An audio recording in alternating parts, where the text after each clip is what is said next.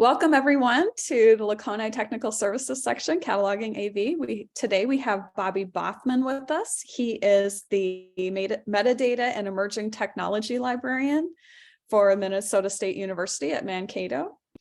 And Bobby's going to talk to us today about AV cataloging and electronic resources and other types of AV materials. Go ahead and take it away.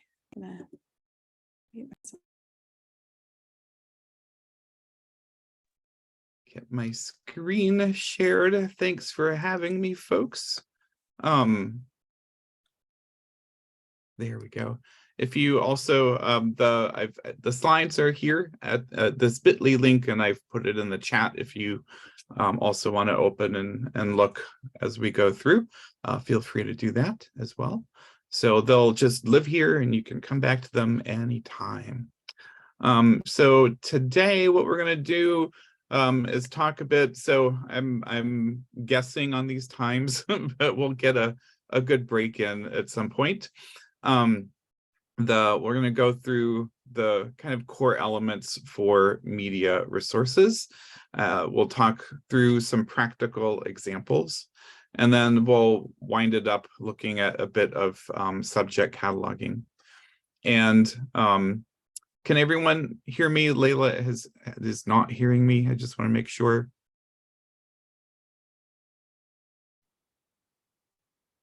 Okay, super. I have been struggling to find good, like, just general images, but I did find this clearly altered Charlie Brown, because I'm pretty sure that Charles Schultz never wrote this, but I kind of, this gave me a chuckle. I thought that this was pretty apropos for the work that we do, the unseen labor of cataloging, right? So, all right, let's just dive in, and we'll talk about, I'm calling it core and ideal elements to look at and to discuss. And also, if you try to move this little guy out of the way that Zoom has changed has made things difficult sometimes. So there are slide numbers down here in the lower right. If you've got a question that is particular to a slide, noting that slide number can be pretty helpful as well. So, and ask questions at any time. The core elements that are listed at 0.6 RDA, which relate to manifestations. There are some other core elements for expressions and for works that I don't have in this slide, because this tends to be the bulk of what we do when we're cataloging. So these core elements are the ones that, of course, are going to be the most important. If they're there, we should include them. The title proper, for example, at minimum, you want the title proper. You don't need the other title information, but we typically do include those, right, when we are cataloging something. The edition statement, if something is a serial, then of course that numbering would be important. The first issue, for example, or last issue type of thing. The date of production, also, or the publication information, so the place and the name and the date and the identifier for the manifestation. So these are all core elements, as well as the extent, the content type, and the media, but not the carrier. So that's an interesting choice in RDA. The series title, the preferred title of work, horizontal scale, and vertical scale. So all of these are the basic core elements. And then next to each of these in the slide, there's either a T or an R. So the R, it means recorded, and the T means transcribed. So transcription, of course, is, as we all know, the exact thing that we see on the resource itself in all its glorious misspellings and such like that. So we would transcribe it exactly as it appears. The R for record is something that we're going to take the evidence from the resource itself, but it may not actually be transcribed. So dates are a really good example. It may be given in Roman numerals, but we are going to record it in Arabic because that's what RDA is asking us to do. Or the scale may be given in some kind of words that you would then convert to a ratio if you're doing maps, for example. So that's what we mean by record. You're going to be doing something a little different. And you'll notice that preferred title of work is also something that is recorded. And that's because you as the cataloger are choosing what the preferred title of work is if something needs it and doesn't already have one created in the authority file. So the basis for identification is where we will start with all of our cataloging choices. We've got, and I've got a different version of this slide later on, but we're looking at whether we're doing a comprehensive description or an analytical description. Usually we can look at something and just kind of know, yep, this is, and without even thinking or even saying these words in our heads, right? A book comes across your desk, you catalog it and you don't really think about it, but what you're doing is a comprehensive description. The types of things when we get into media, particularly objects like games and puppets and other things like that, then you've got to make decisions about whether you're doing comprehensive or analytical. And if you're going to do analytical, are you also going to do a comprehensive with it, which then becomes something we call hierarchical. So you've got the two things together, the comprehensive one that describes everything, and then analytical records that are describing the different pieces of it. So those will be the big decisions that you need to make at the outset. How am I going to catalog that? Is it going to be everything on one record and we put everything in that kitchen sink? Or are we going to kind of do it in the dishwasher style where this is the top rack and that's the bottom rack and they're going to have different records? I've never used that analogy before. I might have to work on that one. The preferred sources of information are given at 2.2.2 RDA.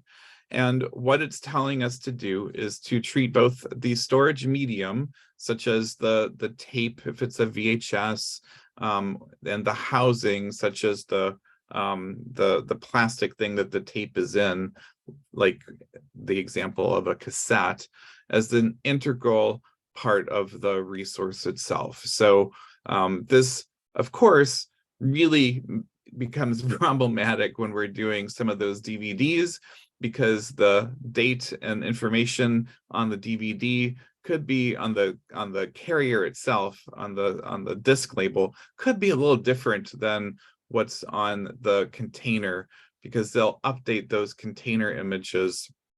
And for whatever reason, I wish we did treat those container images the same way we treat book covers, because we don't make a new record for a new book cover, but a lot of times that happens with the DVDs.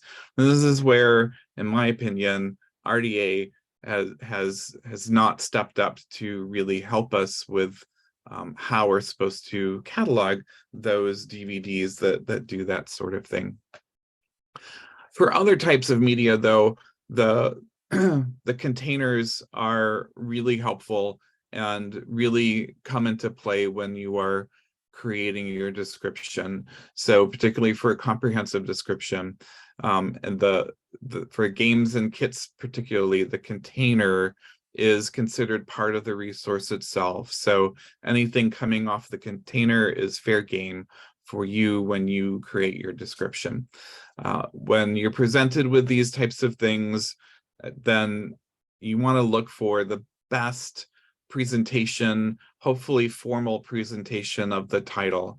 And if there are multiple choices, if you can choose one that, if there are multiple choices of the title that are presented the same way, if you can choose one that's got other information on it, such as the publisher and the date and some other pertinent information, that can be really helpful as well.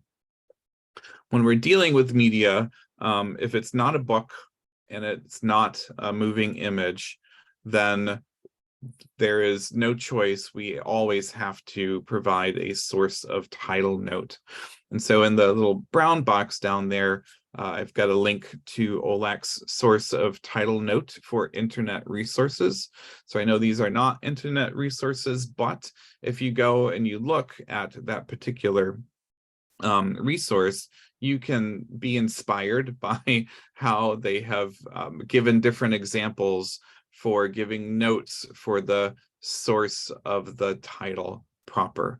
And so if you're struggling with how should I phrase this for where I found this title proper, then that can give you some inspiration that can help you. But really, title from and then just name the thing that you took the title from is probably the best way to do that note. In the OLAC best practices for objects, where the best practices are asking to use the 588 field for the source of title note now, which is actually a good thing in terms of how RDA is asking us to structure our data. So RDA, one of the goals of RDA is to allow us to create structured data. And by structured data, part of that has to do with data that we can explicitly define in some very easily named type of tag. So when you look at the 500 field, anything can go in there, and you don't know if the information in there is about the manifestation, about the item, about the expression, about the work, about some combination of those, about some relationship to some other work, expression, or manifestation. There's no way for the computer to know. We can know as humans because we can look at that, right? And we can tell, but the computer can't. However, if we use explicit tags that call out the stuff and this tag means X, then that's where we're going with the structured data. And this is why that 588 field can be very useful, particularly when we start moving stuff into a linked data environment, which is supposedly still going to happen, but I'm hoping to be retired before that all goes down.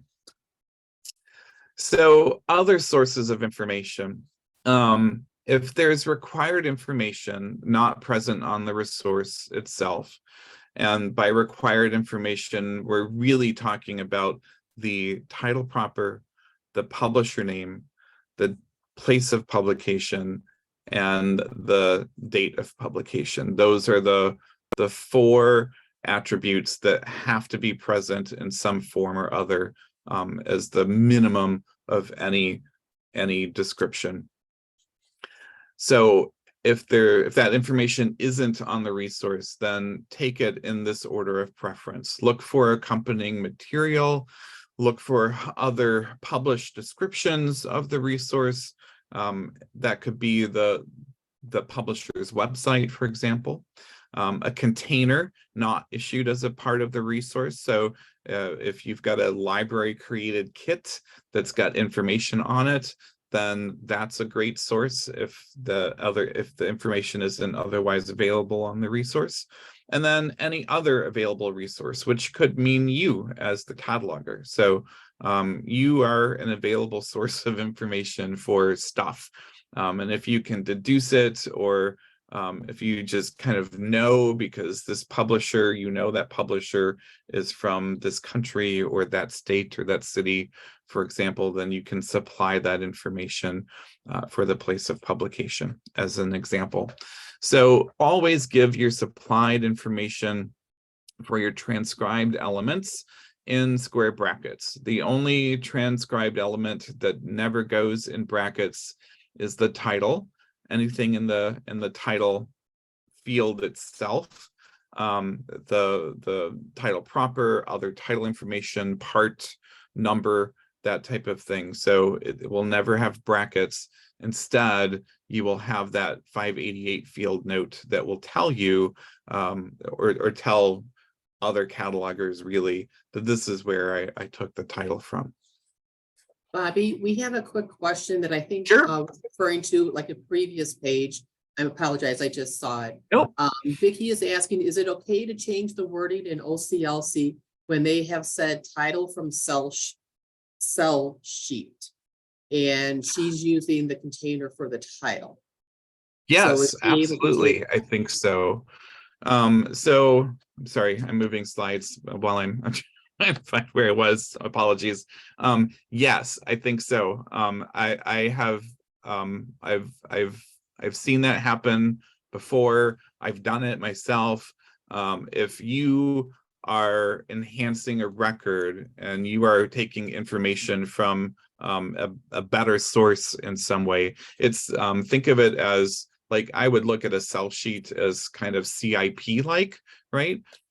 So if you've actually got the thing in front of you and you can take information from that container, that's way better than the publisher's website or a cell sheet or something like that. So absolutely, if you are enhancing that record and updating it, and go ahead and change that source of title. There are no cataloging police. There are no cataloging police. So as Jay Whites would say, first do no harm. So, and that's not harmful, that's actually helpful because you're taking it from a better source and updating the information. So anything that creates more confidence in the metadata that we're working with is always a good thing. Okay, you're going to run into resources with no title when you're dealing particularly with kits and such like that. So they may not have a title on the resource itself as a whole, or maybe it only exists on the website. It may only exist on like the cell sheet, right? So and you might not have that cell sheet. So what we do with that is it's now called devised titles. So you, the cataloger, gets to create it, and we say title devised by cataloger. So you can see that in the note. And what RDA is asking us to do, very similar to what Nancy Olson said to do with a lot of this stuff as well. I don't remember if this was explicitly in AACR2 anymore, but your devised title should at least have either or one or two of these things as appropriate as much as possible. The nature of the resource, its subject, or some combination of the two. So you've got a poster and it has Hansel and Gretel on it. Hansel and Gretel is the subject. A poster is the nature of the resource. Put all of that together and you've got a great devised title. You've got a map of the little town I live in, and it was from 1856. That's the situation date. You can put all of that together and there's your title. Note, there's no square brackets, that because we are declaring the source in that 588 field. So never brackets around titles anymore. Just give it straight and a note in a 588 field.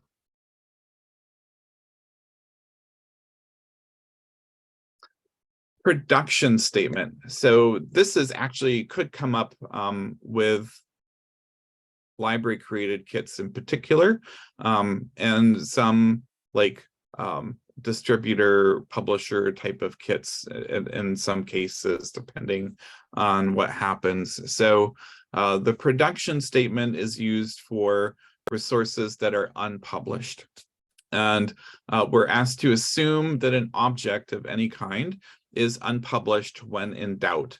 So if you're unsure as to whether something is published or not, go with it as unpublished. Use the 264 field, second indicator 0, and only the date is core.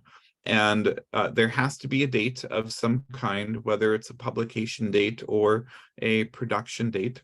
And in this particular case, this is coming from a handmade puppet that there was a limited number made, and I bought one off of the internet from the Funtime Dog Shop, and I printed off the page because I bought it not only because it was an elk hound like my dog, but it made a great example for cataloging. So of course I printed off the page so I could have this screen clip here, and you can see that I bought this in May of 2013, and so that date there gave me it could not have been created after 2013, right? It could not have been made after that point because I had bought it. So I could be assertive and say with confidence that I know it was 2013 and put that in square brackets. I could say, and I can give that little question mark there. So that's another way. I could be a little more judicious about it and say between 2012 and 2013. You could also say not after 2013. So, and you can also say not before a certain date. So there are many different ways of expressing your uncertainty in these dates. And if you go to the policy statement for the production statement instruction, then you will see a whole host of those examples. And I should ask, are there any folks who do not have access to the RDA toolkit? I'm always interested in hearing that. I think this group is pretty solid, right? So a couple of people don't. Yeah, that's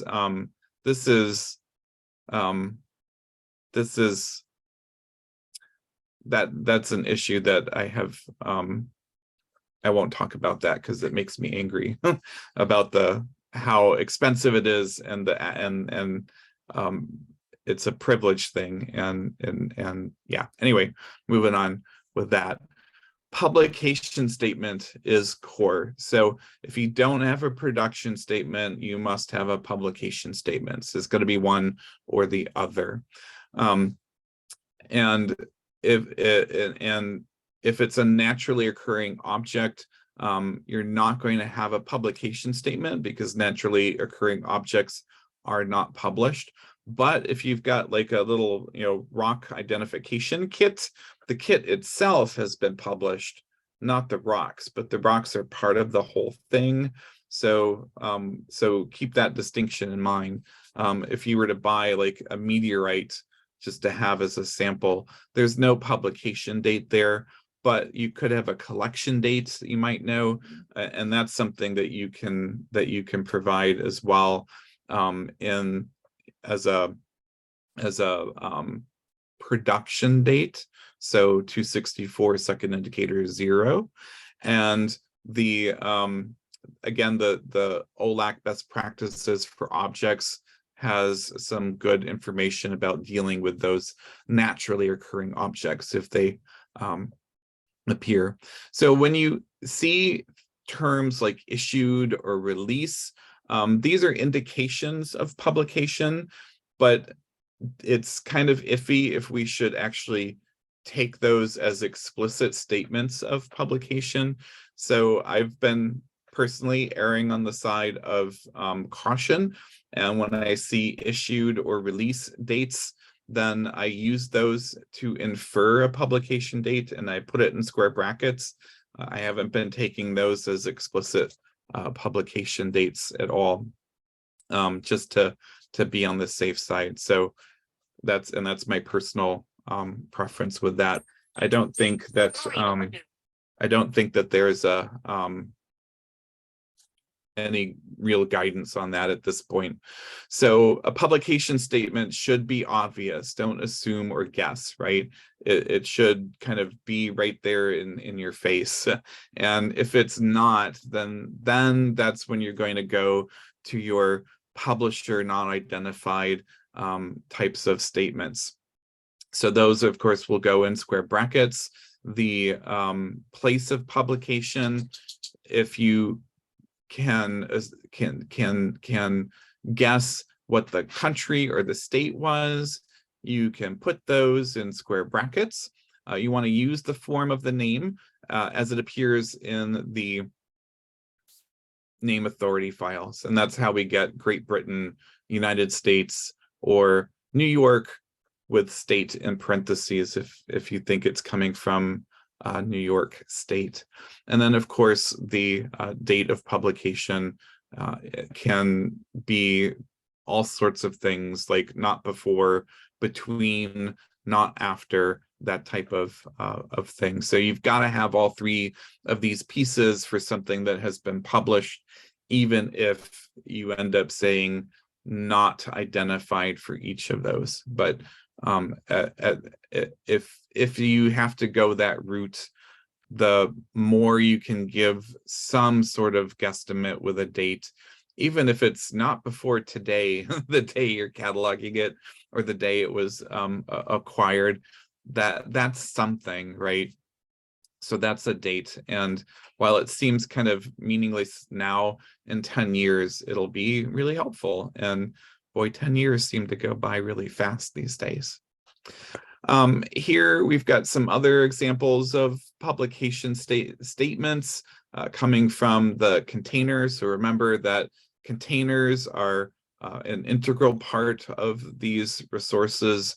And I went with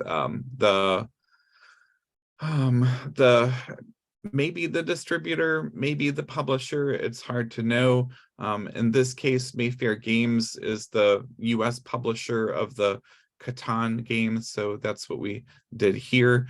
And the other thing to do is, if you are in doubt, particularly with a distributor, if somebody declares that they are a distributor, when in doubt, and there's no publisher named, treat that distributor or publisher as, or manufacturer as the publisher. So this is also coming from the best practices for objects. When in doubt, and only a distributor or manufacturer is named, treat them as the publisher. So because we've got to have a publisher, that's core if it's a published type of resource. And again, if you're in doubt, then you can call it unpublished and give it a production date.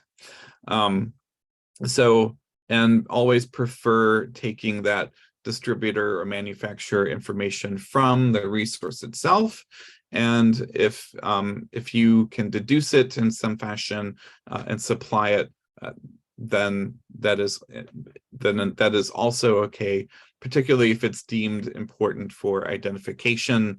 But don't go to the ends of the earth trying to figure out this stuff, right? It should be naturally obvious to you as the cataloger that this was distributed by a specific company. So don't go doing too much sleuthing for this type of stuff.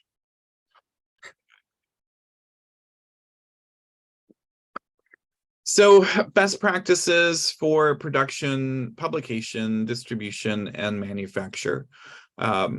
This is all about recapping what we just kind of walked through here. Provide only what is applicable and readily ascertainable. Again, that readily ascertainable is about being kind of in your face on these resources, right? Don't go digging too deeply if you don't have to. And if you've spent 5 minutes digging and haven't come up with anything, just come back up for air and use those not identified types of statements, because it's not worth your time. If you can't find it within 5 minutes, it's probably not going to be findable.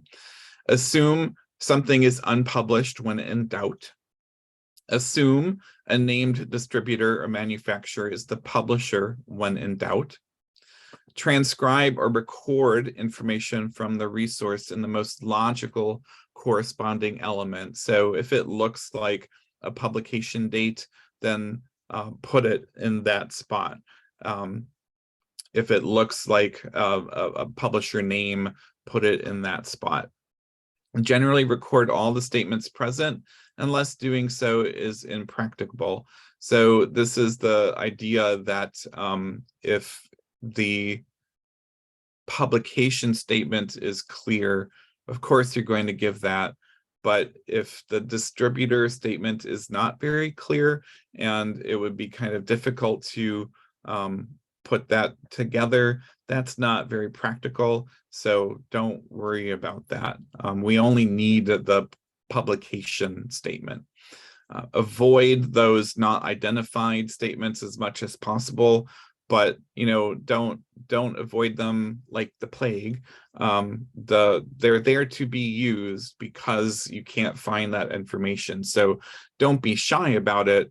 The moral here really is give it a whirl, see if you can find something better before opting to use those not identified statements for the place, the name, and date of publication. Only the source of the title proper requires a note.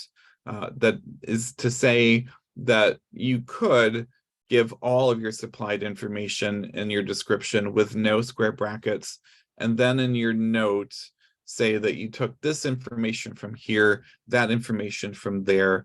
That ends up being kind of tedious and not very expedient, which is the whole idea behind using the brackets, the square brackets, for transcribed information that is not on the resource itself.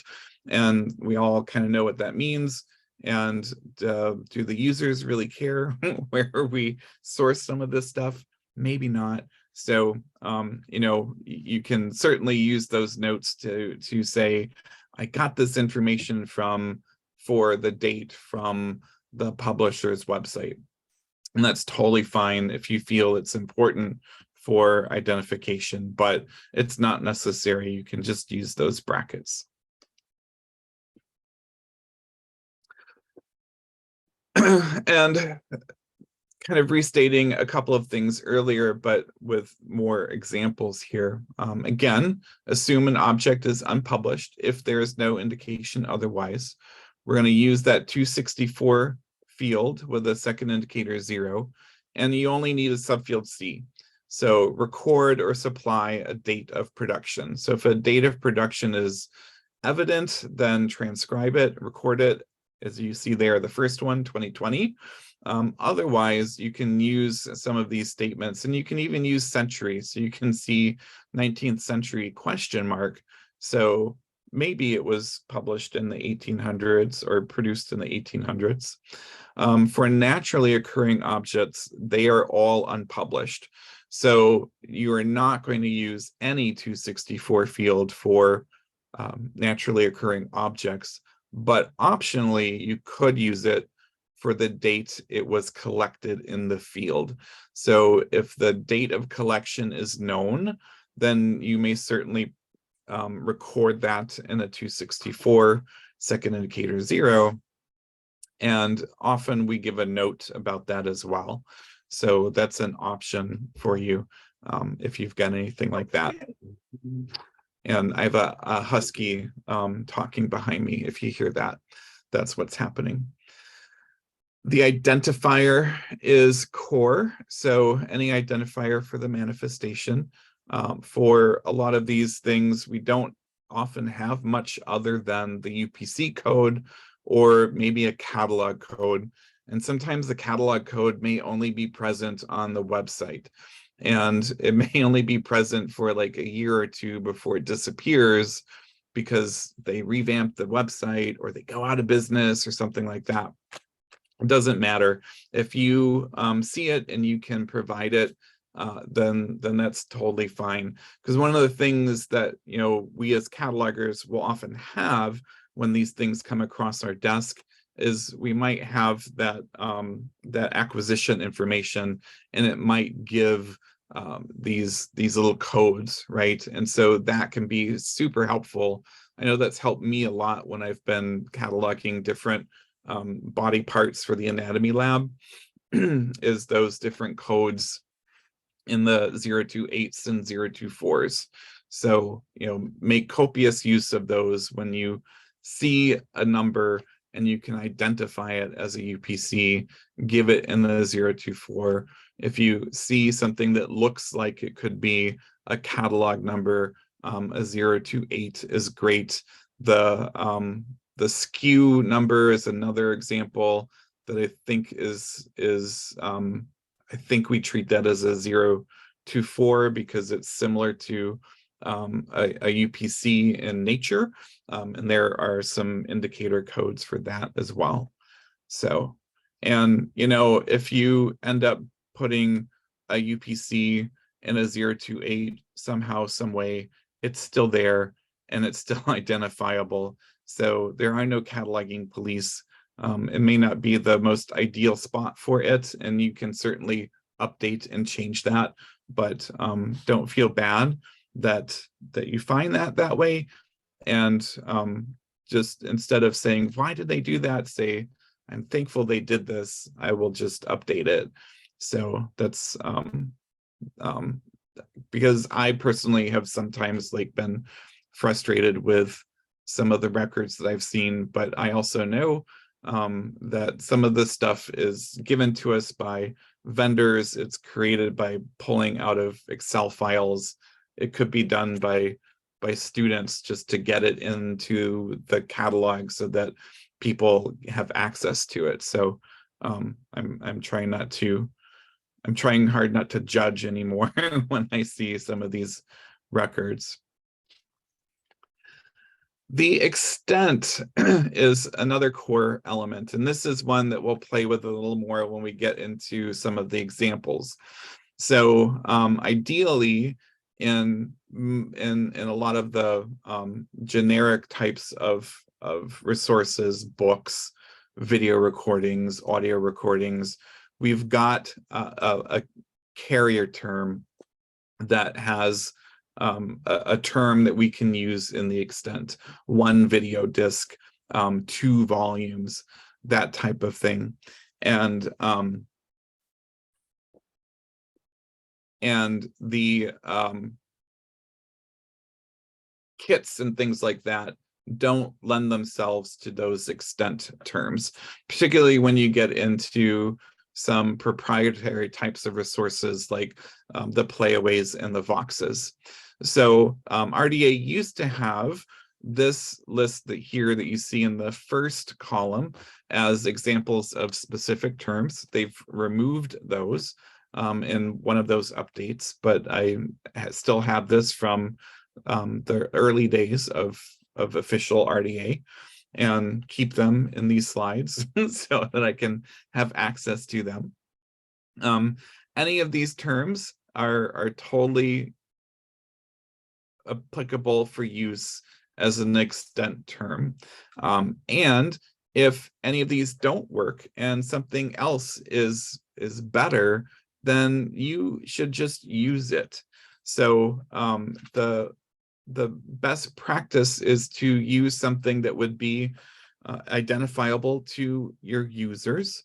And in particular, if something calls itself a certain type of thing, then go ahead and use that as the extent. So I remember many years ago when we were first into RDA, which will be 10 years at the end of this month since we have officially started using it.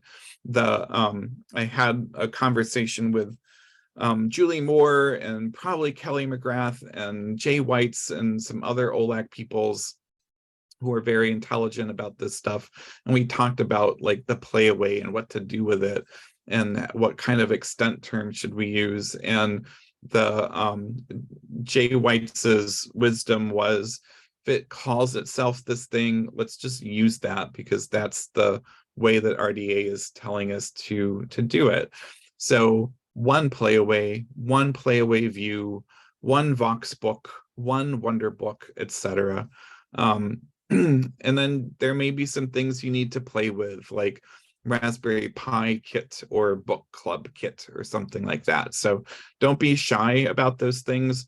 But my advice would be try to be descriptive, but not too obtuse with the terminology that we use in there.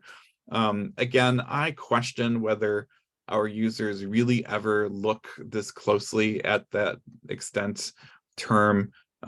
Are there illustrations, what the dimensions are? Sometimes I feel like this is only for us, and that's okay. It really helps us with identification. Is this record describing the thing that I have? So that's totally fine. But the clearer we can be with these terms, the better. You can also use various pieces. That's another option. If something can't be counted or named concisely, various pieces is an option. So don't be shy with that. I've got an example where that could be a thing that we use later on. For dimensions, there are many different ways to do our dimensions depending upon what we have. Globes, and we're going to use the diameter. Other three-dimensional forms, we're going to use the top to bottom, the side to side, and the depth. So height, width, and depth in that order. So it's not largest to smallest. It's going to be the height, the width, and the depth. So those things could change. So we've got a couple of examples here. You can always, after the dimensions for the object, you can give a comma and say that it's in some sort of carrier, like a box or a tote bag. And you can also optionally provide the dimensions of said container. So it's not an obligation, but it could be helpful for identification. So feel free to do that. All right, how's our time here? Let me pause just a second.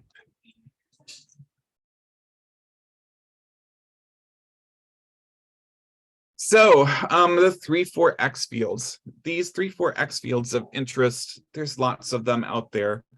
And what I've done is kind of taken a selection. I'm not going to go too deep into these so much as to provide some kind of like insight as to what they're talking about. And sometimes they pair with notes and things that we already have in the document. So the 341 field is for accessibility content. And we can pair that with the 532 field. So the 532 field has been around, but it's something that we can use for accessibility content, particularly with video recordings, where we can say that it's got closed captions or English for the visually impaired or something like that. So those notes can go in language and the 532 field.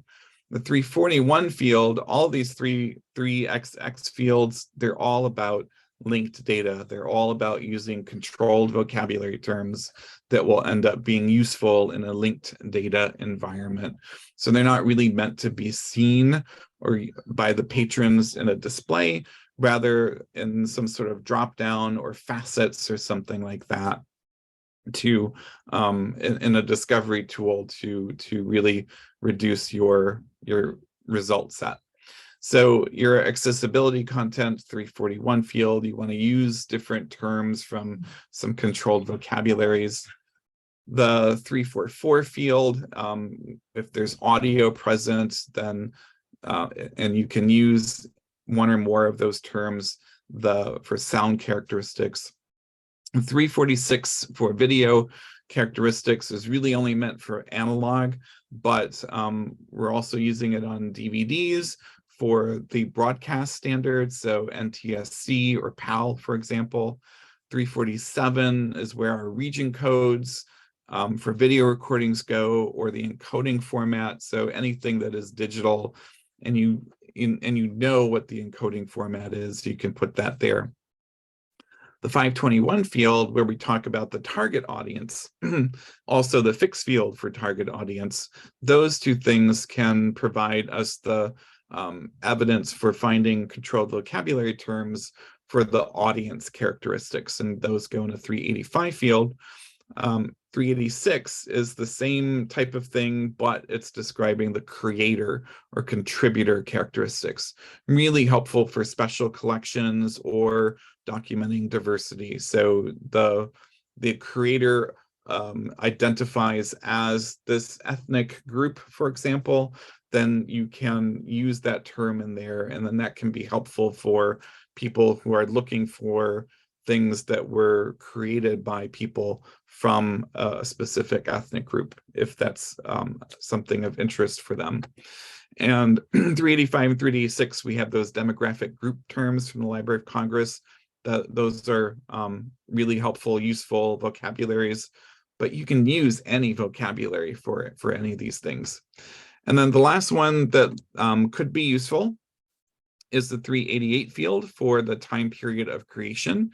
So that could be useful for rare materials that you might have in an archive or something, or even for naturally occurring objects. So you could put Jurassic era or epoch or something like that in the 388 field. So again, these are coming from controlled vocabulary. So you could use LCSH, you could use something else. For the 386 and 385, it's the LC demographic group terms. And I've got a slide at the way end that's got a link to that as well. So when we get to talking about subject terms, we'll delve into those a little bit more then too. And we have a question in the chat about the vocabulary list from 386. Yep.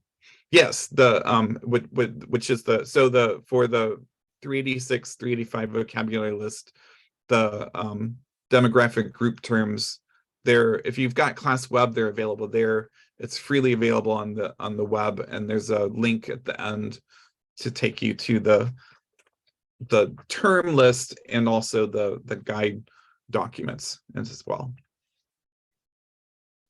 Okay, so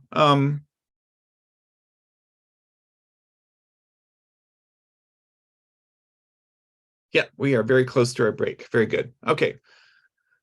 340 field for physical medium versus the 300 subfield B versus a 500 note.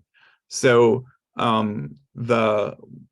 traditionally, we've put a lot of information in that 300 subfield B. It appears to the user it was something that was on the card. And we've also made copious use of the 500 note to describe things that we can't put in a pithier way in the 300B. It's very traditional, very common in our AACR2 practice.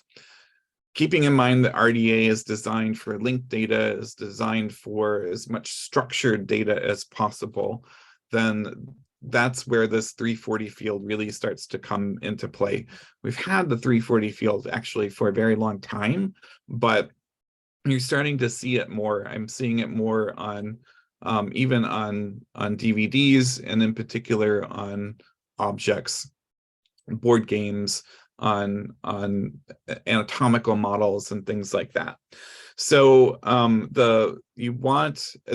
we used to be able to string all these terms into one field, but as they keep developing these vocabularies, each type of term ends up getting its own 340 field. So the example you see here of 3 different 340 fields and 3 different subfields would be a real life example. You would see 3 different 340 fields, and each of these in its own tag. And you can see that the first 340 field has a subfield 2, RDA MAT, where MAT is descriptive of the material that is the content term that we're looking for. And so the way that this is working is that in the source codes in the subfield 2, they're using RDA for resource description and access. And then I think this term is just material, if I remember correctly. But I've actually got it up right here so that you can see 340 physical medium. So the OCLC's bibliographic formats and standards is really really helpful because they've got a lot of links to best practices from MLA, from OLAC that you can link to. So material base and configuration is the name of subfield A in the 340, and they are linking to the RDA controlled terms. And so if we go and we look at that, this is the RDA registry. These are where these terms are coming from. So if that term exists in this vocabulary, you can use it in the 340 subfield A. And then you would also add that subfield to RDA MAT for materials. So most of these terms are the first letter of each major word. So material applied to surface is still MAT because these two are sharing the same vocabulary. But we can also see color content, CC, that's where the RDA CC is coming from. It took me a while to deduce this, and then long after that, I found it stated somewhere that that's how they're creating these codes for the sources. But this is what's going on, and unfortunately, this doesn't exist in the official MARC 21 format. These links to the RDA terms, but they've got them here in the bib formats and standards. So that's a really helpful place to go. And that's what this particular one is talking about. And then there are also some other ones like technical specification, layout, or font size. And those are probably more appropriate for book types of things that are big and different, but could come into play with your resources. And then our last slide here, OCLC has these office hours that they do every couple of weeks, maybe weekly. I can't remember what their periodicity is for that. But if you go to this link and scroll down to May 2020, they've got a great one on the mysterious 3XX fields where they really dive into these things. So I encourage you to go there and watch that. And with that, we'll start our part 2, but I think it's time for a little breaky because we've been going for almost an hour. And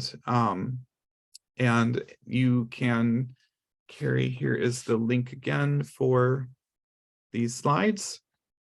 And you can link from all of that in the slides. So I had set a 15-minute break for this time. Does that sound okay to everybody? Yes, whatever you would like to do. Okay, let's do 15. So it is 10:30, so come back at 10:45. Okay, I will pause the recording. And part 3 is subjects, and it's a little shorter, so we'll be able to wind through the rest of our time together with these two. So back to bases for identification. So a different presentation of a slide we saw earlier. Comprehensive description versus analytical description. So this is going to be the decision that we're going to make, and what I've got are 2 different Wonderbooks that we're going to look at and examine in some detail and talk about things we really want to do and things that we might want to do, and some optional things if it's if you feel up to it and it helps you and your users that you can do. So when we get these things, these Wonderbooks, they're objects really. And so what we're doing with these is a comprehensive description. there are pieces to it, but we're doing a whole, and we're not doing analytical pieces where we're cataloging the book and then we're cataloging the audio, and those two things are separate, and then some sort of hierarchical comprehensive description for all of it together. It's just one description, one record for this type of resource. So the first example I've got is a bad case of stripes. So this is a Wonderbook. It's audio only. And what I've got in the bottom pieces here are 774 fields, and we'll talk about those a bit later. But they are these linking entries are kind of fun because they're like a miniature bibliographic record in one field with you can put a bunch of stuff in there to really describe something that is a constituent of a larger resource. So we've got on the left side here, that's the actual book that was published. On the right side, we've got the audio CD that was published. And what's happening with Wonderbook is that Playaway is taking that actual published book, attaching the device inside the cover so that it becomes a new type of resource, because they're physically bound together that way. And we've also got the Old MacDonald Had a Farm. So this is the Wonderbook sing-along. This presents a different type of description because we have performed music with it. So again, we've got the book that was published on the left. We have the audio disc that was published on the right. That's not actually what that audio disc looks like. It was just the best image I could find for this particular one. And so what we're doing is it's a comprehensive description of a book with an audio device attached. And so when we look at our preferred sources of information, we've got these three columns. We have resources consisting of pages, leaves, sheets, and cards. We have moving images, and then we have everything else. So because we've got this combination type of thing with the Wonderbook, then that falls into this other resources side, because the whole thing in its comprehensive form is not just pages, leaves, sheets, and cards. It is also the audio component, right? And the audio component is usually it is the thing that we are usually buying these things for, is to have that audio recording for our users. So we're going to use that other resources instructions from 2.2.2.4 for our basis for description, our comprehensive description. And it tells us to use a textual source on the resource itself as our first available option, and then an internal source, and then a container, and then any formally presented source. So for the Wonderbook, we've got the title page, right? We've got the title page on the book, and this is how it's being sold. If we look at the website, A Bad Case of Stripes, that's exactly what we're seeing with this. And so we can use that title page as the source of our title proper, but because it's not actually a book, it's a kit, really, in that type of sense. It falls over here. And so we need a source of title note. Where is that title coming from? Is it coming from the title page? Is it coming from a container? Is it coming from a publisher's website? Because maybe the publisher has given it some sort of different name. So think about those things when you get stuff like this. In terms of examples for these types of things, I was not able to get my hands on a Vox book. The closest one is like 100 miles away from me, and I was unable to get one in or purchase one from them to really take a look at it. But my assumption is it's pretty much the same type of thing as we're seeing with the Wonderbook. So I would recommend when you're, particularly if you're doing these from as original, or need to like question what you're finding in WorldCat for these things that maybe has come from Playaway themselves, is to go and look at the web page, and you'll find a lot of information there. So we've got an ISBN. So this ISBN is not the ISBN that's in the book. It's the ISBN that that Playaway has given for this Wonderbook, the kit itself, right? So you don't actually find this ISBN on the resource itself. You're only finding it in the publisher's website, and that's a perfectly acceptable source of information. This would never go in brackets. You just would record it from the website. We've got a SKU here, and again, a SKU. Yep, sorry. I'm sorry, I'm going to interrupt because I just did a whole bunch of them. The ISBN, it is on the resource, but it's on a label that they print and put on the back of the book. Oh, mine does not have that. Okay, very good. Okay. So thanks. Yeah, because then also too is, I don't know if you mentioned it, but then a lot of what they were doing is they will put in the 020 for the book ISBN, but put it in a subfield Z. Yes. Because those labels fade. The label, yeah, and they're probably over the book one. Exactly. Yes. So, and the book ISBN in a 020 subfield Z is totally acceptable. The real, like, if you want to go strict preference, it would be in a 7x field subfield Z, because it's a relationship, not describing the whole thing, but it's still something that helps us get there. So thanks for that. Maybe I didn't, what they sent me didn't have that sticker on it. The 024 field here, I used the first indicator 8, which is other, it means other type of identifier. So 024, I always forget because I always have to look these up, but 024 is where we put UPC codes.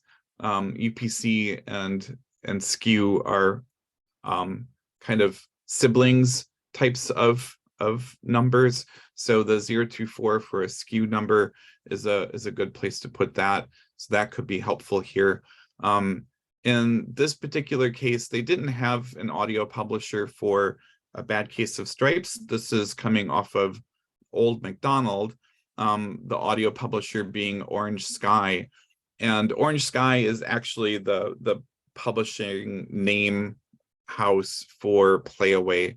So it's their own publishing house. And there's nothing in WorldCat that has Orange Sky as a publisher that I was able to find related to these Wonderbooks. So it's either new or it's just their company that they're using right now for Wonderbooks. We've got also audience and genre things that we can use here.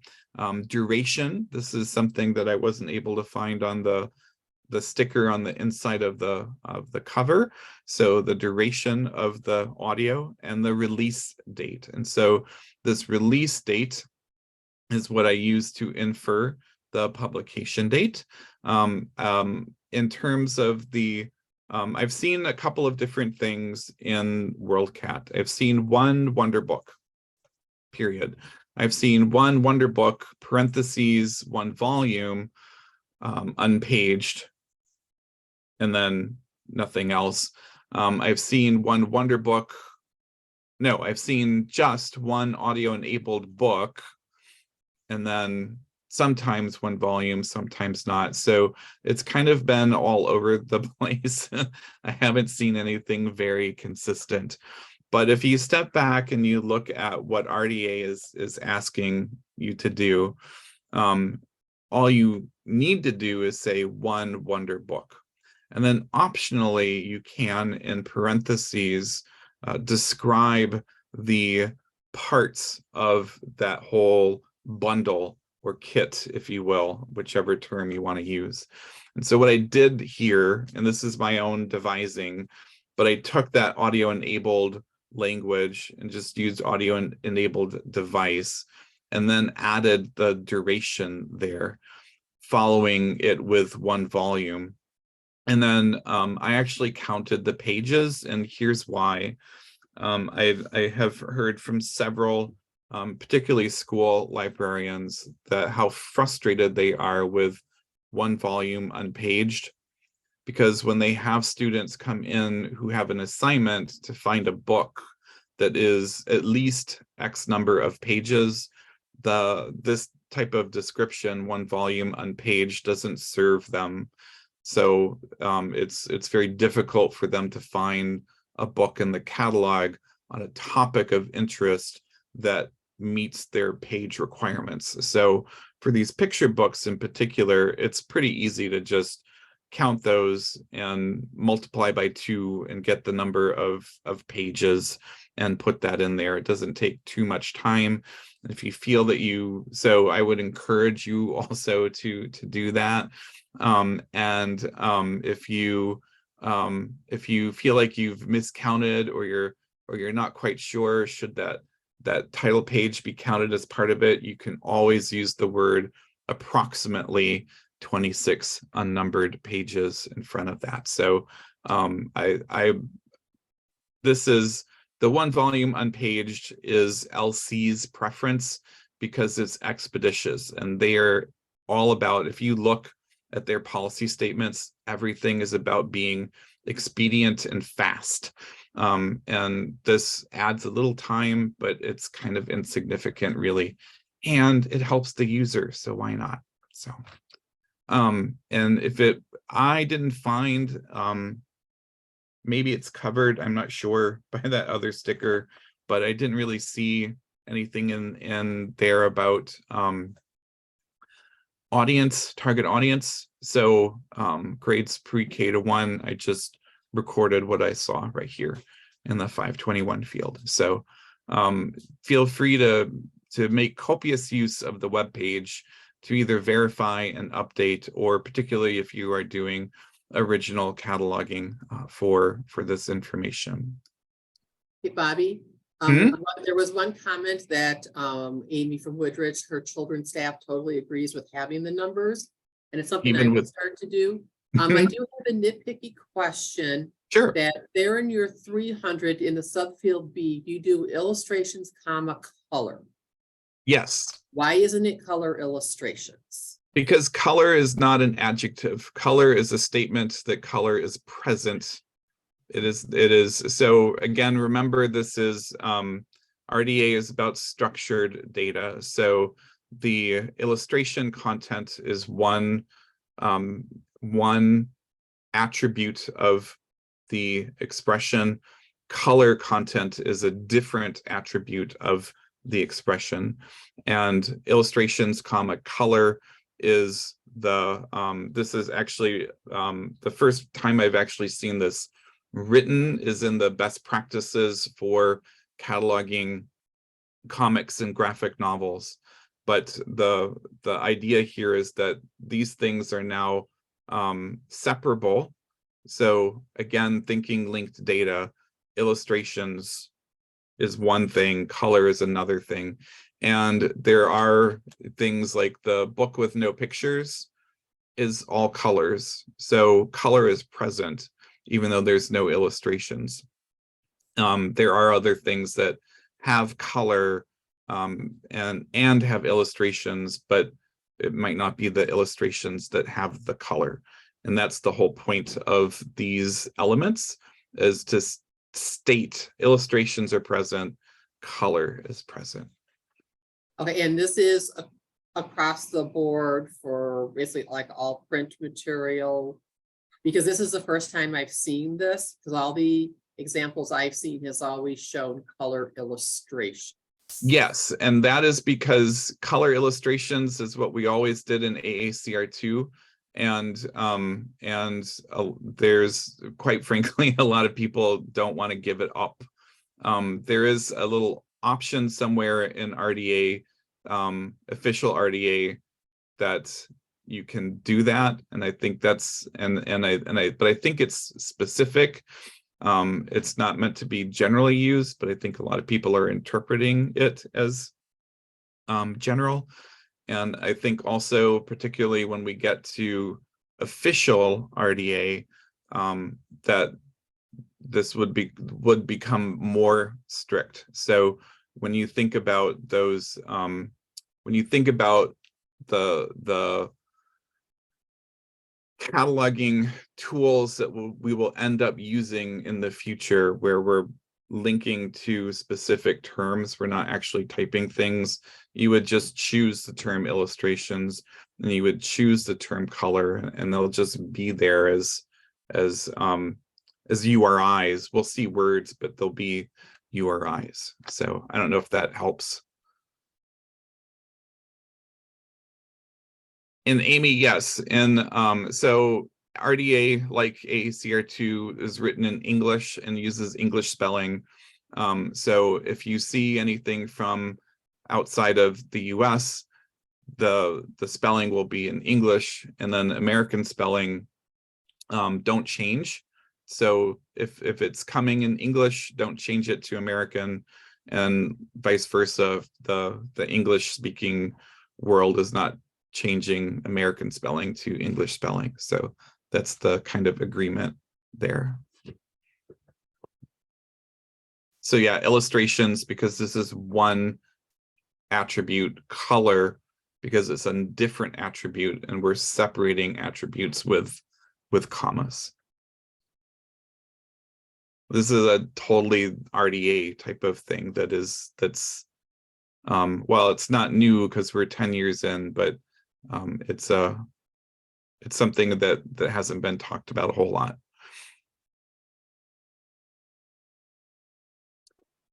Three XX fields. So there's a whole bunch I've got listed here on the Old MacDonald, because it's a sing-along.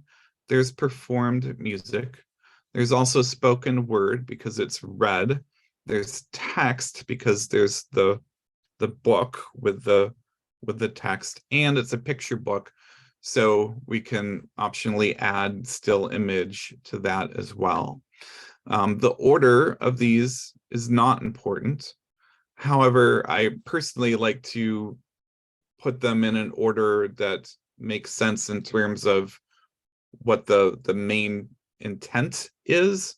For example, if I were doing a graphic novel, I would put still image as my first 336, followed by text. Or if I was doing an art catalog, I'd put still image as the first.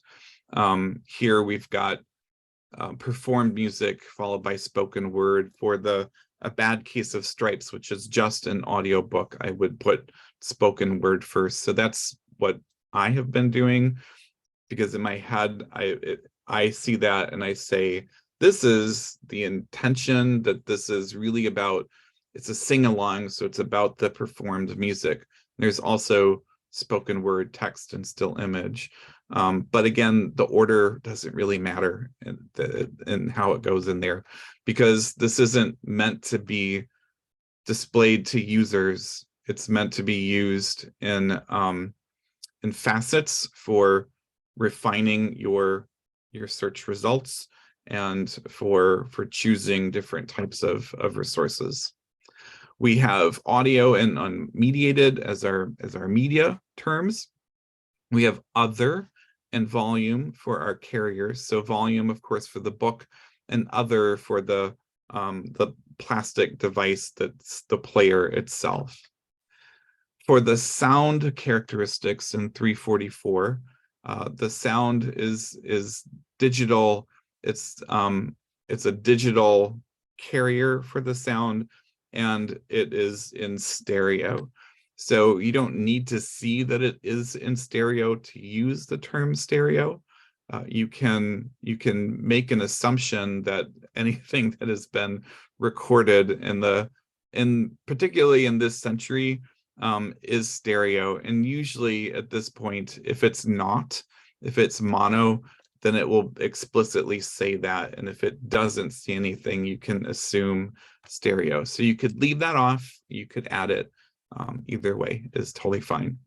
And then 347. So this one I find kind of hinky in some ways, but 347 is the digital file characteristic. We don't know what the file format is.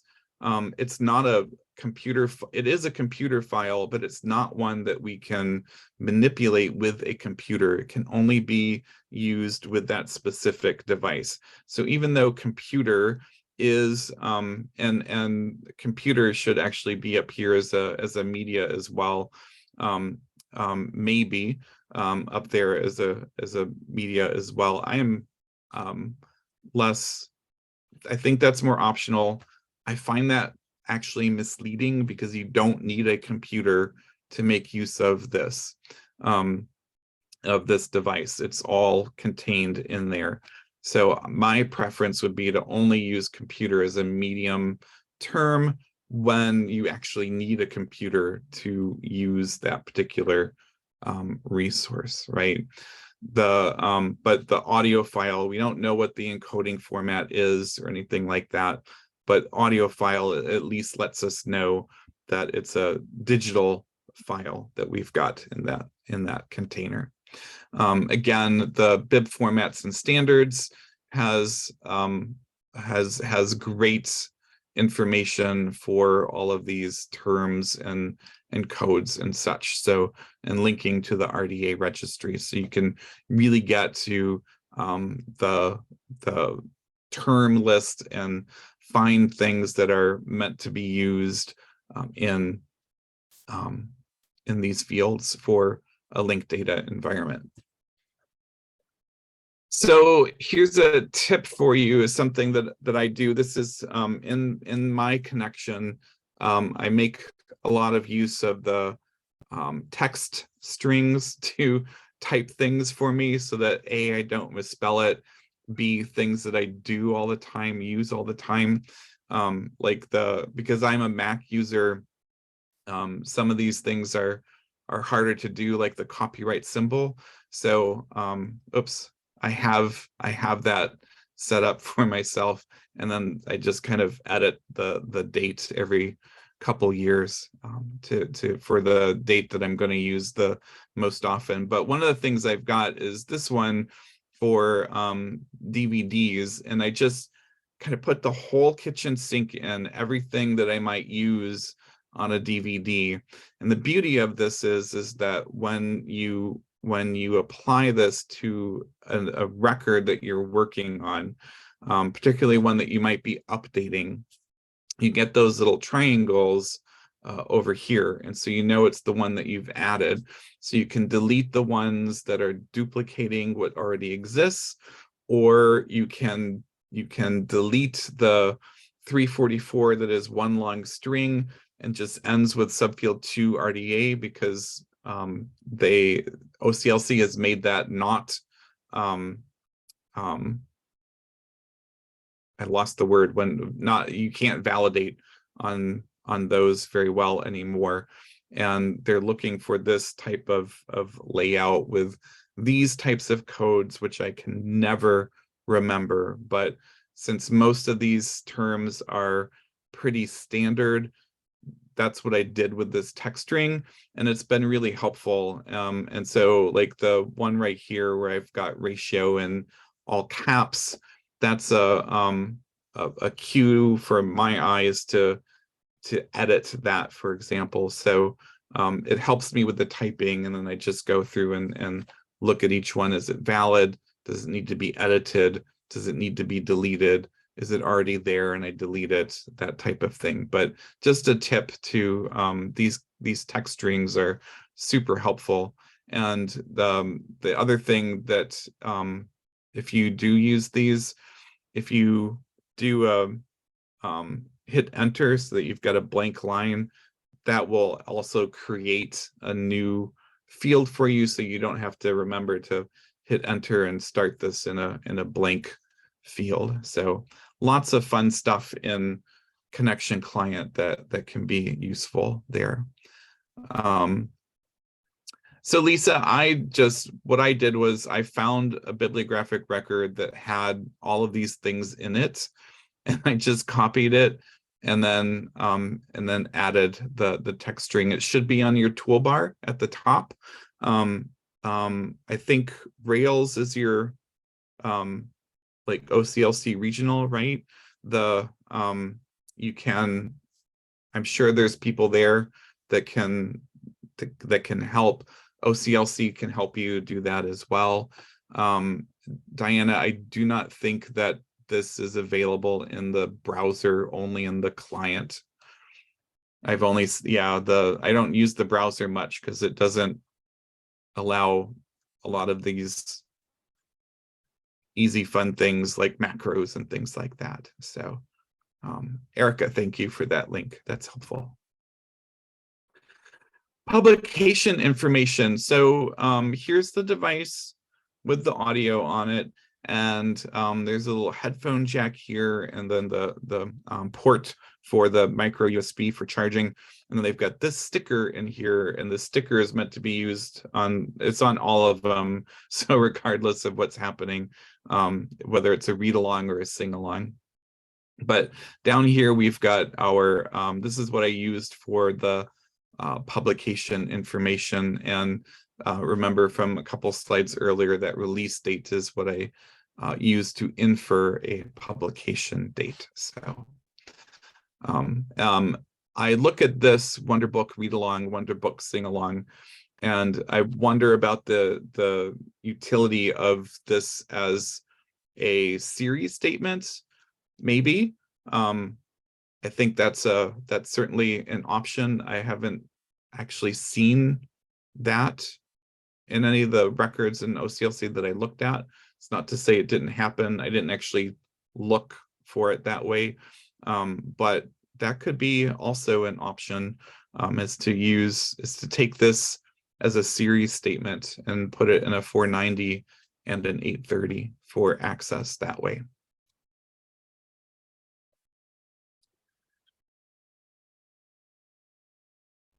So equipment, sorry, go ahead.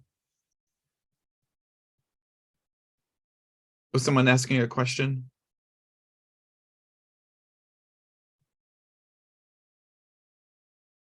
Maybe not. Okay.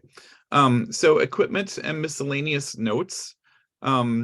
Make as much use of notes as you need to use. The first one is one that I did in a couple of years ago in one of those Ask Quality Control sessions. They talked about what to do with these, and this was one of the suggested notes. I just added the with standard headphone jack port language into that note, because I felt that's kind of important, right, to know that there's a standard headphone jack in there, particularly now that so many people are using those Bluetooth ones. There's no Bluetoothing with these, so you've got to use a normal headphone if you want, and I'm sure that most parents are going to want to have that happen if this gets played a lot. Here, this is one I made up based on for the read along, based on this little icon here. So there's a mode button that you can switch back and forth.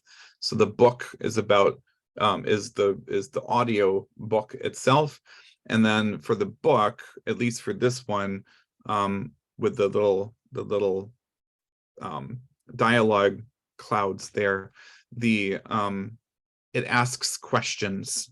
So it's asking different questions about the content to stimulate comprehension, reading comprehension, and expressing ideas and what they learned. So I added this note here about learning mode engages reader with questions to stimulate comprehension and expression. So that's what I did there. And for the sing along, I said users can choose reading mode or sing along mode with music. So because that's what the sing along option does with those. And then I added as a 538 uses any micro USB to USB 2 cable to charge the device. So most people probably don't need it because one charge lasts like 10 hours or something like that, a very long time. And or 10, it said a very, very long time. And it's still an important note to add that this is how you would choose it, or how you would recharge it. So choose these notes as applicable for your users as much as makes sense, that provide some sort of context for the nature and scope of the resource, like we see here, describe accessories, and that type of thing. So whatever makes the most sense for you. And again, if we think about either those, I forgot the word now, the text strings in connection client, or you could create constant data. Either one of those would be a great way to create standard language that you end up using on all of these, if that's what you want to do for these. So that could be a helpful way of standardizing that.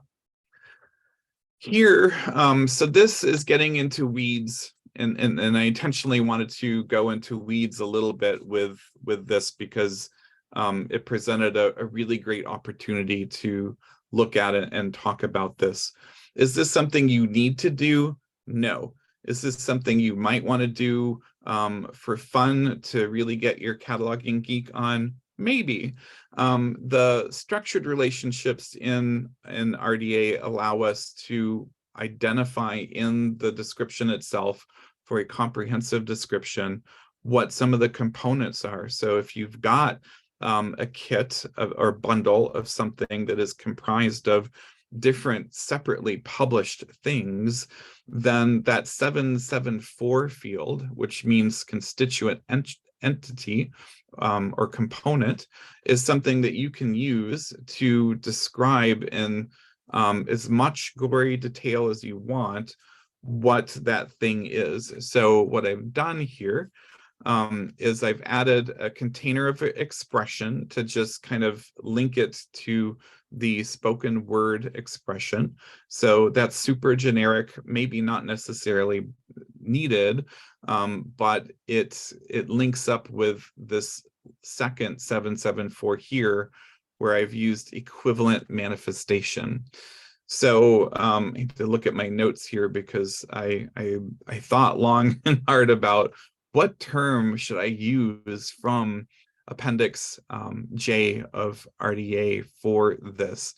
And I went back and forth over a couple of things and how these were defined, and equivalent manifestation was really the best choice for this. So what I've discovered is that the audio that Playaway is using in these Wonderbooks is from the previously published audiobooks on audio disc. So it's the same audio. So the audiobook that was published in 2008 on CD is the sound that is being used in these Wonderbook players.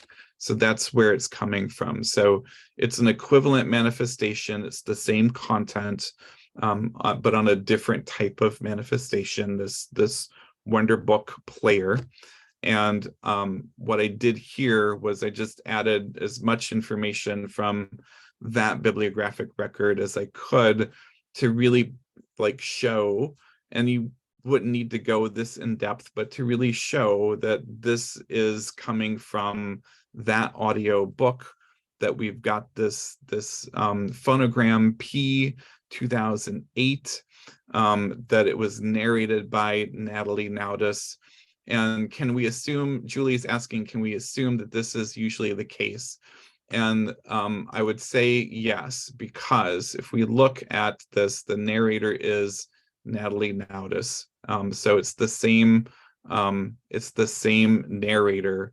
So if you see these things being the same, and this is what's going on with these things, so if you can make that connection, you can certainly do that. Of course, if you are uncertain about it, then don't do it. And again, this is like, if you wanted to go really deep, I don't think that this is really necessary for most places, but if you were collecting these in a special collection of like juvenile books and resources for like an archival type of setting, you might want to have this type of detail in there. But this is how I figured out what Playaway is doing, is making use of those previously published audio discs, the sound from that for these. And then this one is pointing to the book, and we know that for certain because all of this information is on the book itself. So it's part of a series, but only the book is part of a series. So that one thing, the bundle, the Wonderbook itself, is not part of Jane Cabrera's Storytime series. So that's an important thing to keep in mind, that a series statement needs to apply to the whole. So when we look back at this right here, Wonderbook read along, that could be a series statement for this bundle, but Jane Cabrera's Storytime that we see on the cover is only for the book. It's not for the audio that's on there. So be mindful of that. Here is a work form for the read along. And so using the work form sound recordings, and I've got, so based on my talk with Jay Weitz about the Wonderbooks and the things that we want in it, and the information from the Ask QC answer from, I think 2021 was the year, use the sound recordings work form with type I for the read-alongs. You can add you want to add a 006A for the book. You want to add a 006M for the direct access form of the computer file part of it, which is the audio, which we also have here in the fixed field form queue. And you want to add a 007S for the sound recording aspects. The 007C is optional. So if you feel that's important, you can certainly add it. If it's not there and it's not important for your users, don't worry about it. The thing here is that almost everything is either unknown or Z other, and it's not actually a computer file that you can manipulate with a computer.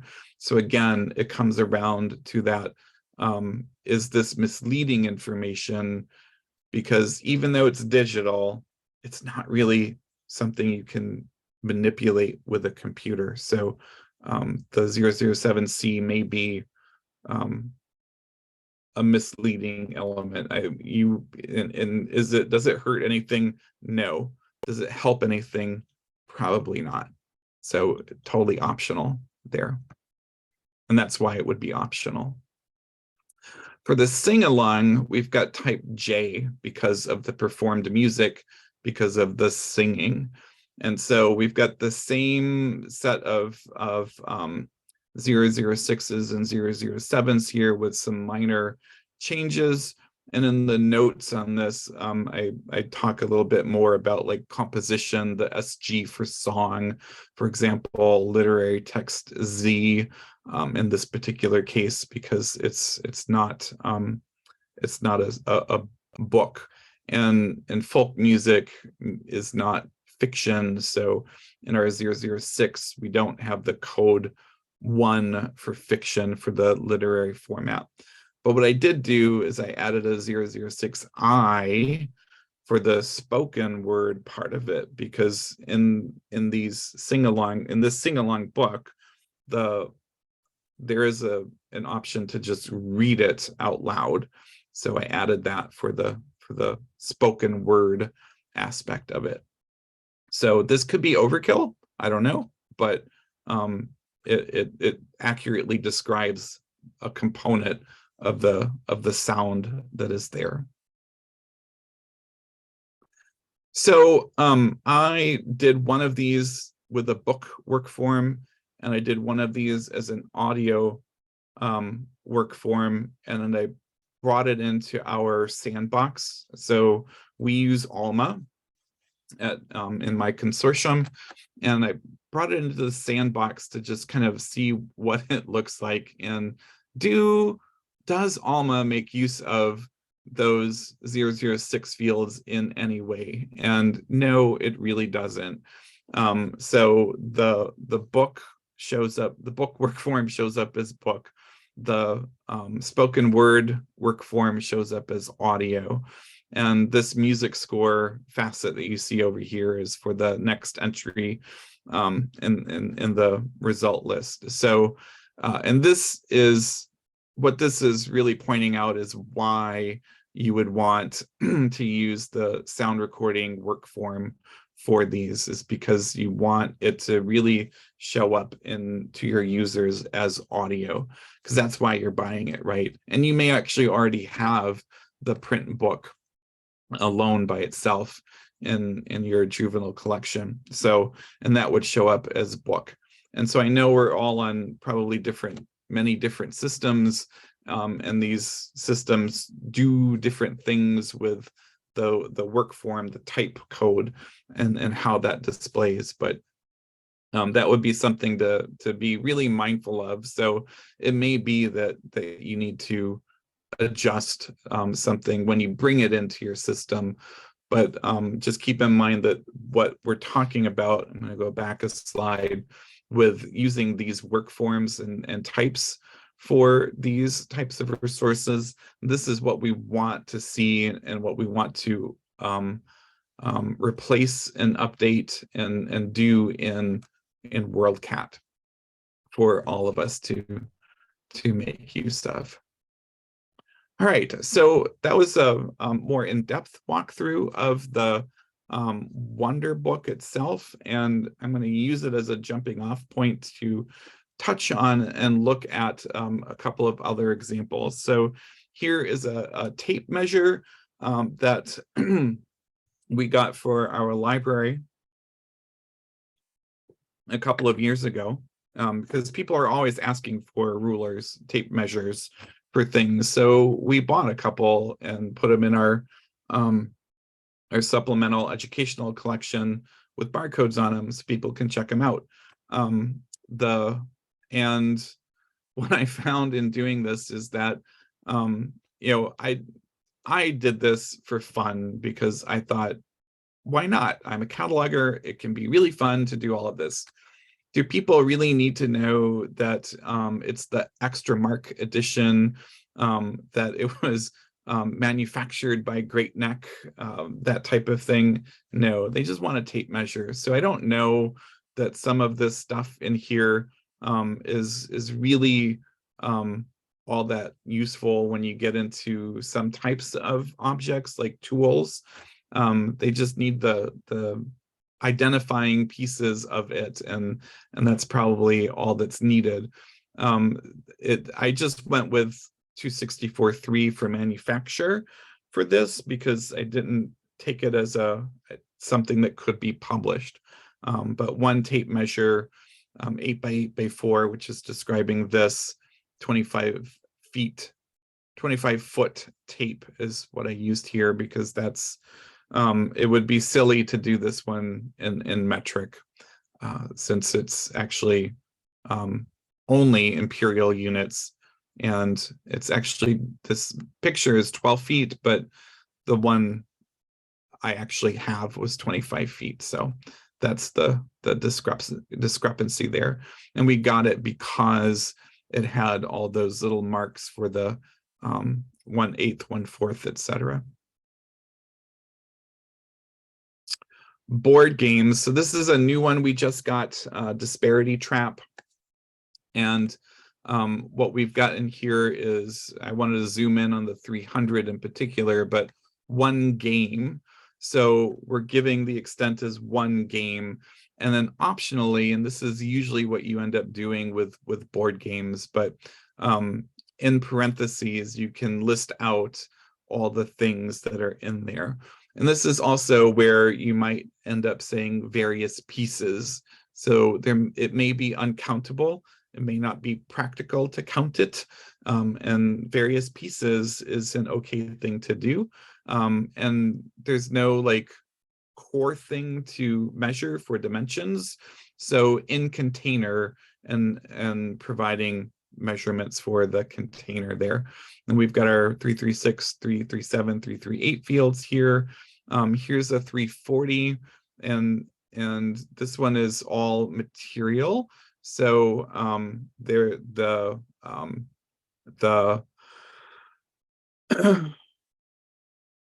I left off the little code there, but because these are all material, you can string them along rather than having a 340 for each subfield A. So this is okay, but a 340B, then you would put in a new field. We've got our 588 for the source of title and other information here like that.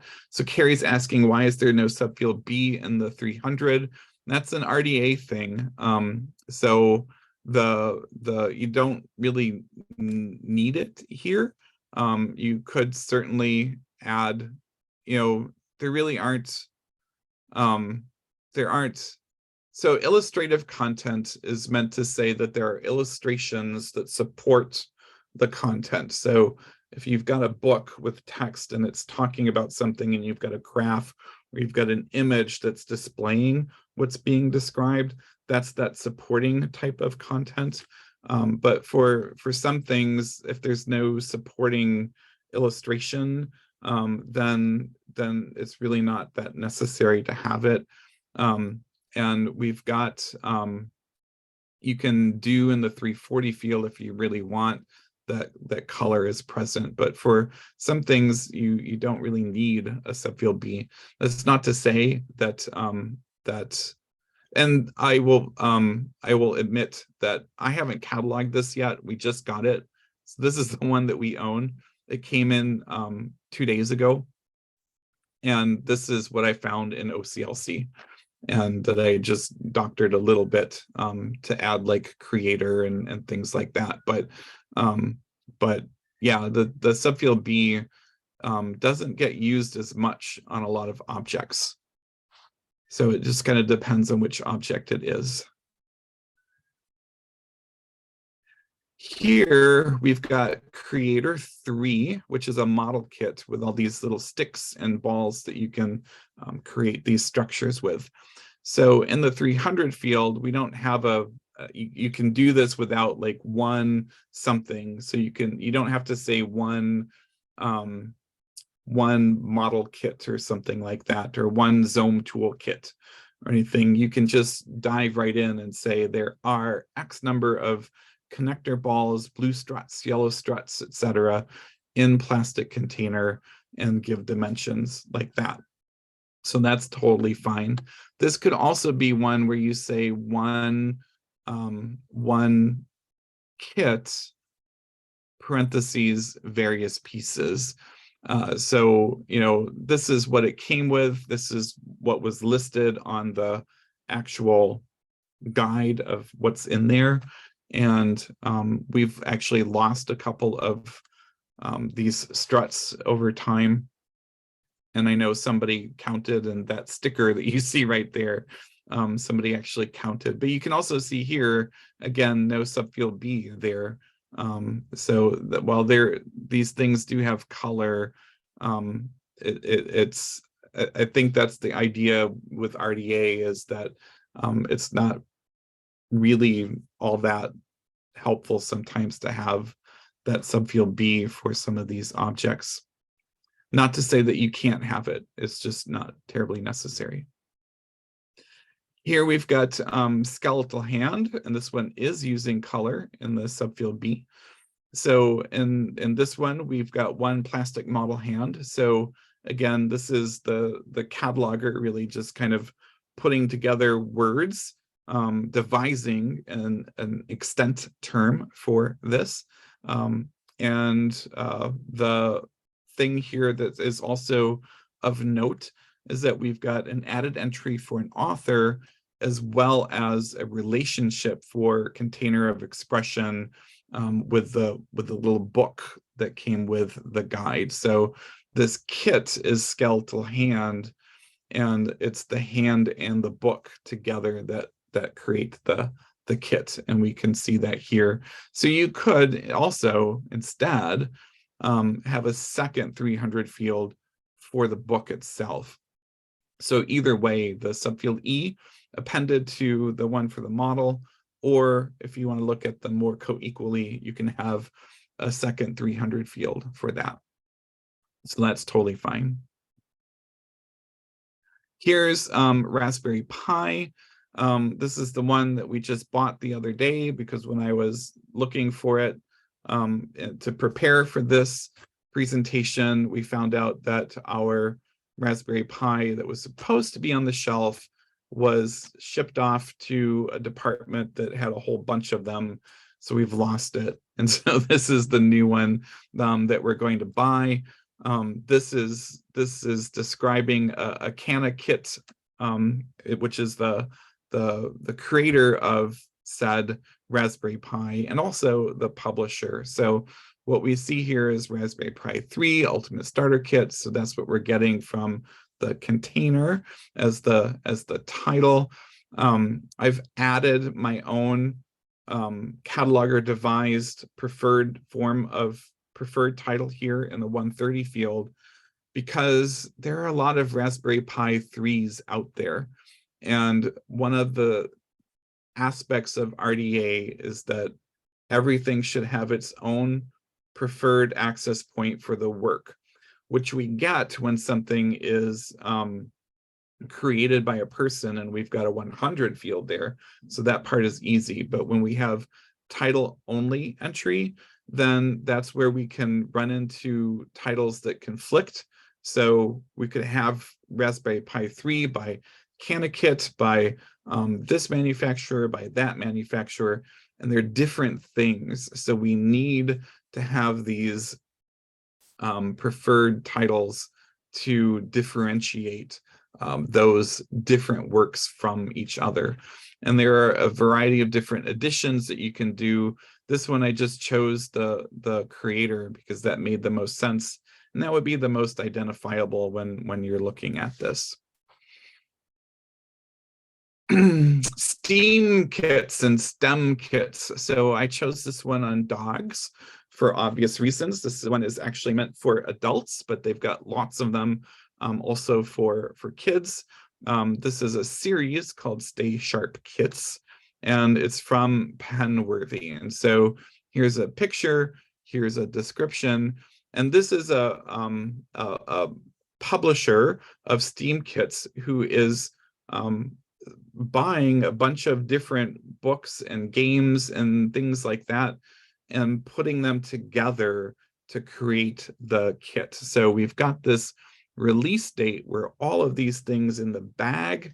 You can take 2022 as the publication date of this kit, but we've got a lot of different constituent entries in here.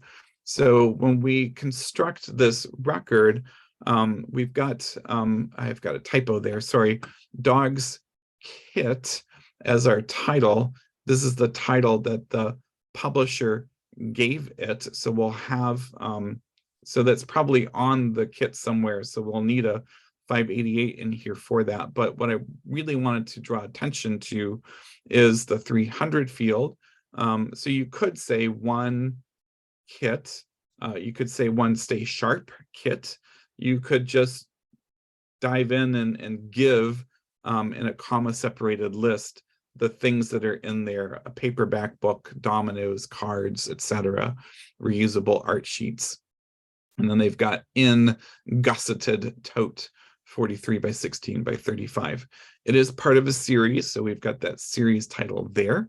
And then there is this library gave it a 505 field in here, and a 520 field, which is a reduction of what we see here from the publisher. So instead of also including in here all of this stuff that we see in the 505, I just started with the first two activities. So I reduced that down.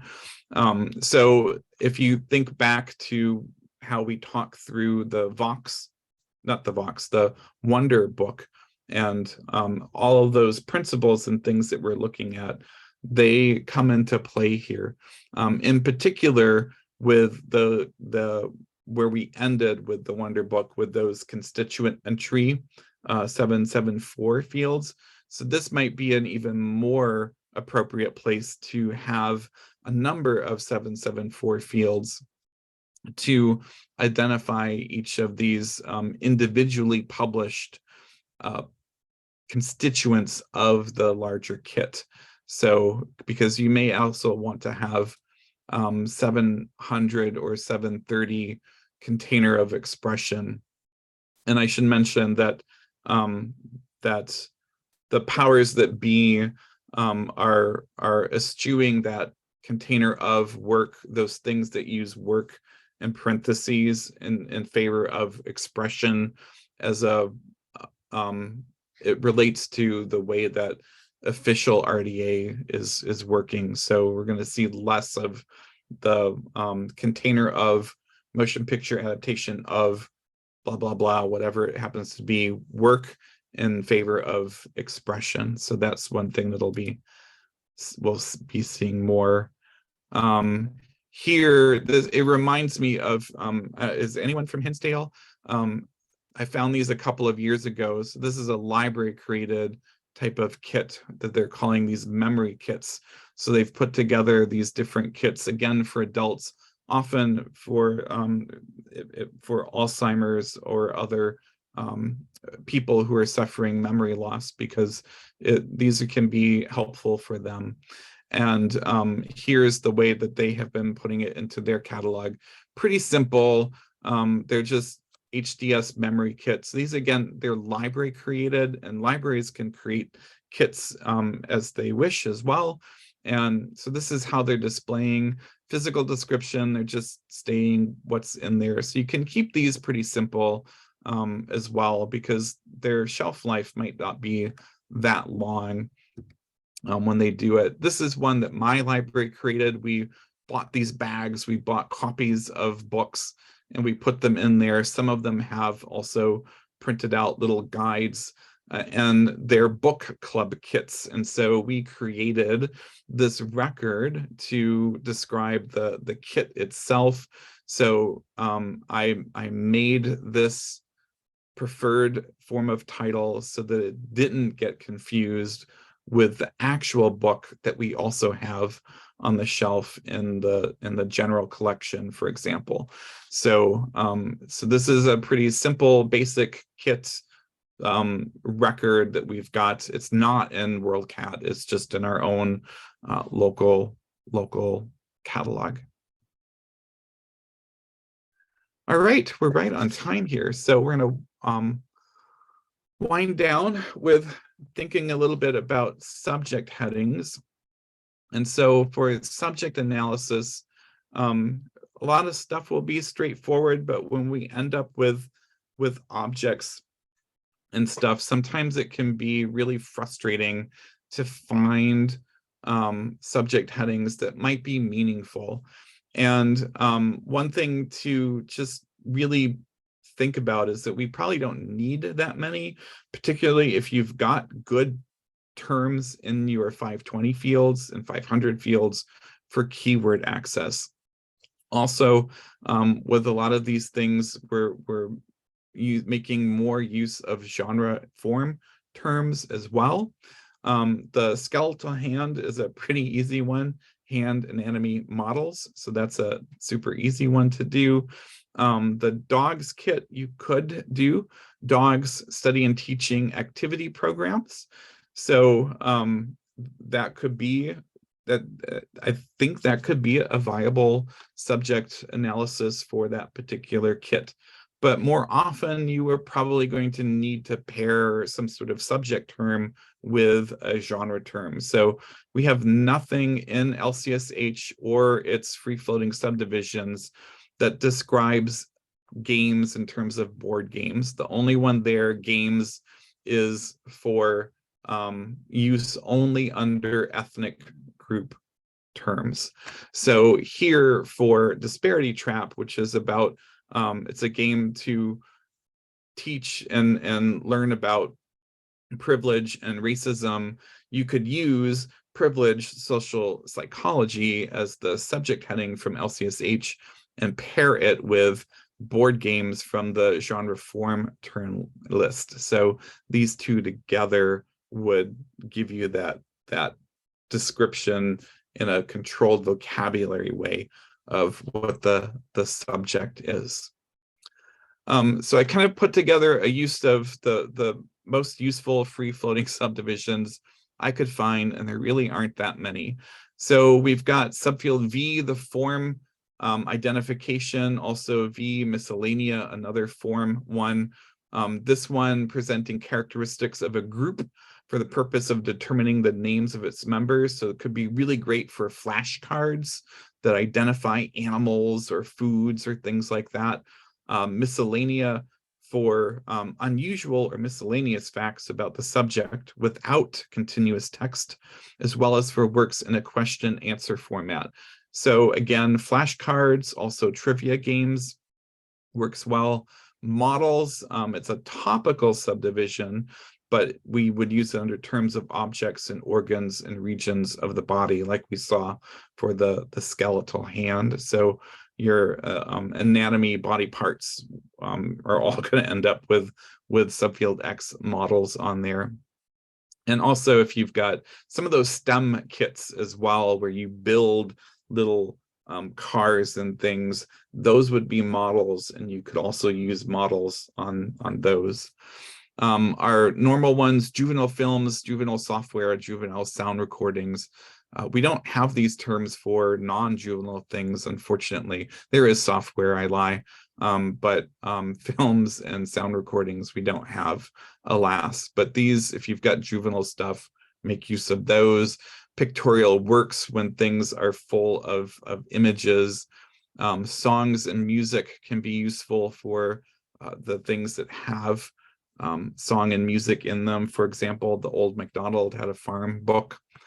Software, if it really is something you would plug into a computer or computerized device. And also, like, keep in mind, study and teaching can be a useful one to use for a lot of these objects, particularly if they're intended to be used in classrooms or for just to take home for learning. Ones that are kind of traps, the audiovisual aids. So it looks like you could use it for a lot of objects and stuff, but it's specifically meant for audiovisual materials that are not designed for educational purposes. So it's got some pretty limited use there. And it's when it's about audiovisual aids, not when it is. And then there are some other forms with study and teaching. Another one is activity programs. So when it's about rather than is. So, so this one is a little probably easier to use, but again, it would be, you'd have to think about that. So that's why I dubiously put that with the dogs kit. So maybe, maybe not. Something to think about. Specimens is another one. So it says under types of publications, printed matter, etc., for actual specimens of the material. So that etc. I bolded because I think that gives wiggle room. I've seen specimens used for naturally occurring objects quite a bit. If I remember right, Nancy Olson has that also used in her book for cataloging audiovisual materials. Similarly, if we look at subfield V, drama, which is only meant to be used for things that are plays, we use that copiously on video recordings for dramatic presentations of that are video. And so it's probably strictly a misuse, but in practice, it has become accepted use. And I think specimens also falls into that zone as well. So if you had a puppet of a dog, you could have, doll's puppet or doll's specimen, for example, and that might be a way to do that. Think about accessibility content genre terms. So we've got the familiar ones that we use for video recordings and audio recordings, also large print books as well. So those are really handy ones to use.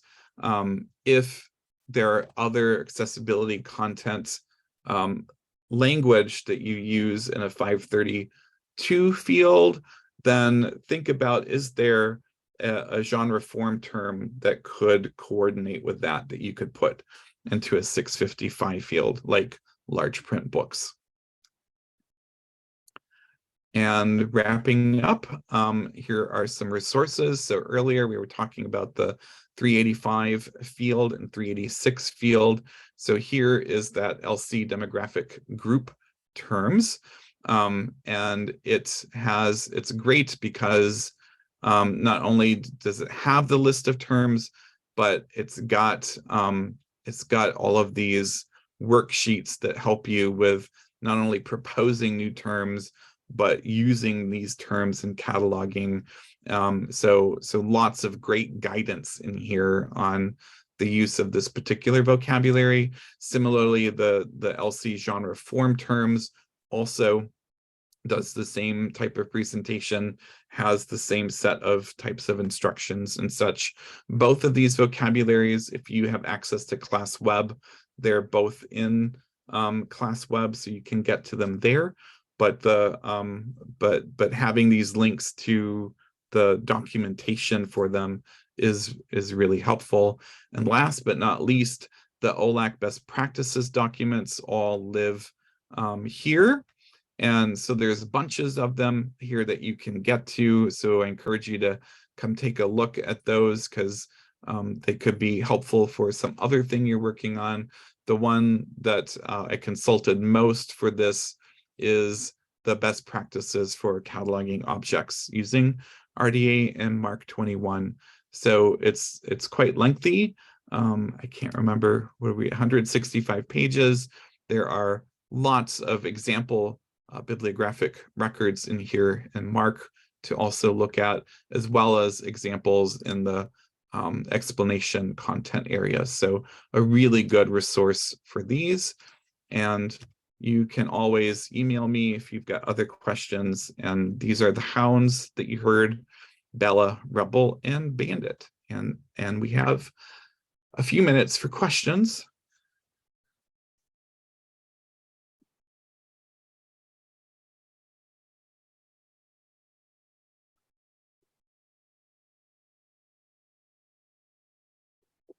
I will tell them that. You can either enter your question in chat, or you can unmute yourself to ask your question.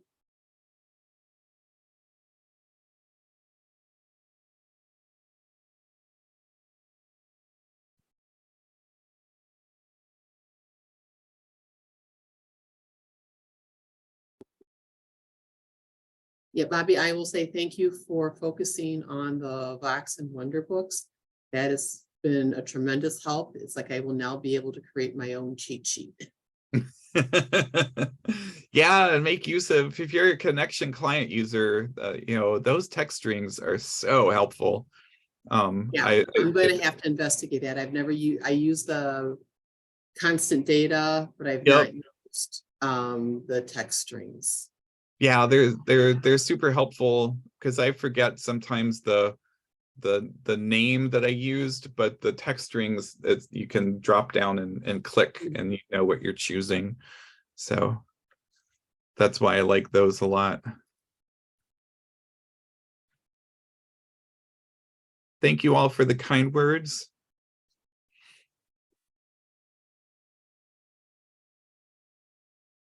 The exciting thing about today is that spring break begins very soon, and I'm really looking forward to a week of rest.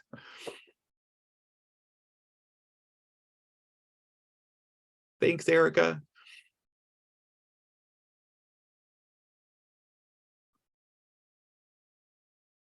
Okay, in case some people are shy, I'm going to go ahead and stop the recording. Sure. And then we can give people a few more minutes to ask questions. And then we can end the session.